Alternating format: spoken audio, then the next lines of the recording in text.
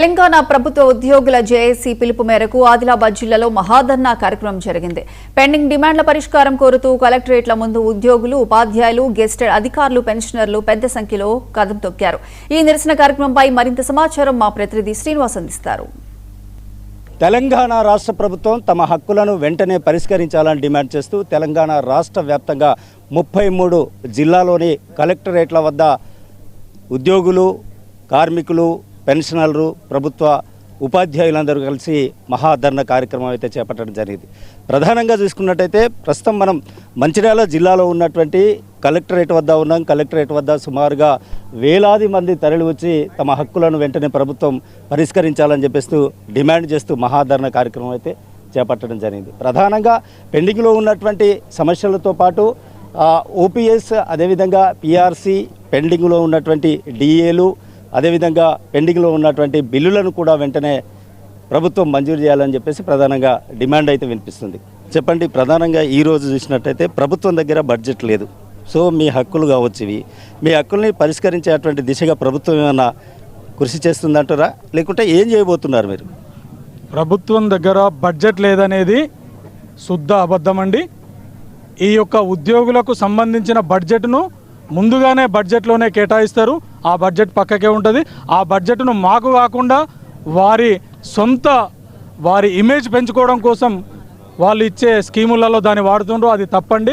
మా కోసం కేటాయించిన బడ్జెట్ను మాకు ఇస్తే మాకు వాళ్ళు ఏ విధమైన కొత్తగా కానుకలు ఇవ్వాల్సిన అవసరం లేదు.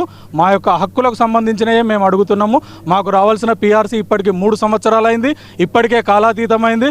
భారతదేశం మొత్తం లోపల చూసుకున్నా, ఉమ్మడి ఆంధ్రప్రదేశ్ రాష్ట్రంలో చూసుకున్నా, ఇప్పుడు తెలంగాణ వచ్చినప్పటి నుంచి చూసుకున్నా కానీ 3 సంవత్సరాలు పిఆర్సీ పెండింగ్ అనేది ఎప్పుడు లేదండి.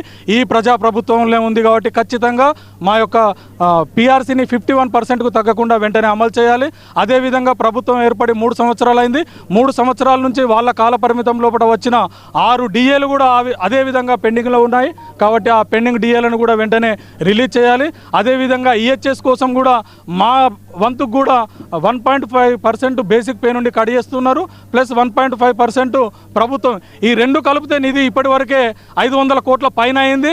మరి ఇప్పటివరకు లెక్క చూస్తే 500 మంది పేషెంట్, 500 మంది ఉద్యోగులకు కూడా ఎక్కడ కూడా చికిత్స అందించినట్టు దాఖలా లేదు. మరి అమౌంట్ అంతా ఎటుపోతుంది? అది ఒక ట్రస్టీలో పెడుతున్నాం అన్నారు, హ్యాపీ.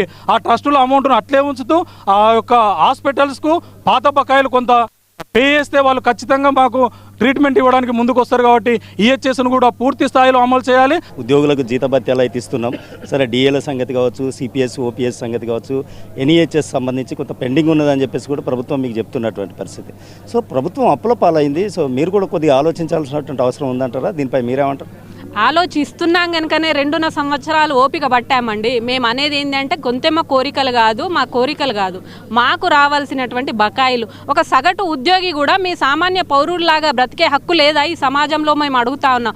మాకంటూ ఒక విధి విధానాలు ఉన్నాయి. మేము ఒక గౌరవంగా బ్రతికేటువంటి ఉద్యోగి కానీ, పెన్షనర్ కానీ వారి హక్కుల్ని కాలరాలిస్తే ఎన్నేళ్ల పాటు మేము అప్పులని వేచి చూడాల్సి వస్తుందండి. ఇప్పటికి 2.5 సంవత్సరాలుగా మీరు అప్పుల పేరు చెప్పి మమ్మల్ని వెనక్కి తోస్తూనే ఉన్నారు. ఈ అప్పులు అనేది నిరంతరం మీరు కొత్త కార్యక్రమాలు తీసుకుంటూ ఉంటారు, అప్పులు అయితేనే ఉంటాయి. అప్పులు ఎప్పటికీ తరగవు. అందుకనే మేము ఇవాళ మా బకాయిల పట్ల వెనుకంజ వేసేదే లేదని చెప్పేసి ఖరాఖండిగా చెప్పదలుచుకున్నాం.